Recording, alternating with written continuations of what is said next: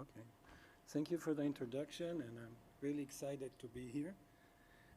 So my name is Eylon Gersten. I'm the Director of Hardware Engineering at Wiliot and part of the Advanced Technology team. I have experience of around 30 years in the silicon industry, and I'm from day one at Wiliot. Wiliot was started at 2017. In this presentation, I will go over about Wiliot introduction. I'll explain a bit what is ambient IoT evolution. I'll go over a general use case. Can you hear me? Yeah. I'll go over a general use case and speak about a bit about the infrastructure. I'll explain a bit about Wiliot intelligent platform and what it means. And of course, I'll explain in a minute. I'll go over about IoT Pixel. IoT Pixel is our product, or IoT Pixel or sensor. And at the end, I will conclude the presentation with Wiliot printed electronics ecosystem and explain why we're here and what do we do together. So before I start, I just want to show you what I'm talking about. So this is the tags that Wiliot is developing. It's a sticky tag. You place it on some cardboard or a plastic cradle. In this tag, we have a Wiliot IC and a capacitor. And we have several printed antennas, and I will explain this in a minute. But in general, I will be speaking about, this is our product, actually.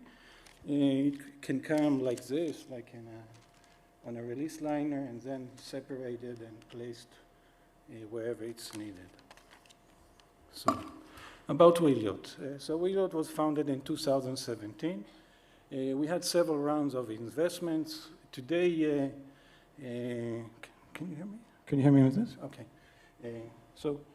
We had several rounds of investments, and today we're already deploying our third generation in mass production, and currently we're working also on our fourth generation. We have over 270 employees worldwide. In production, we have already done more than 200 million assets. Just a week ago, it was publicly announced that we have a very big project with Walmart, where we plan to distribute more than 90 million units next year.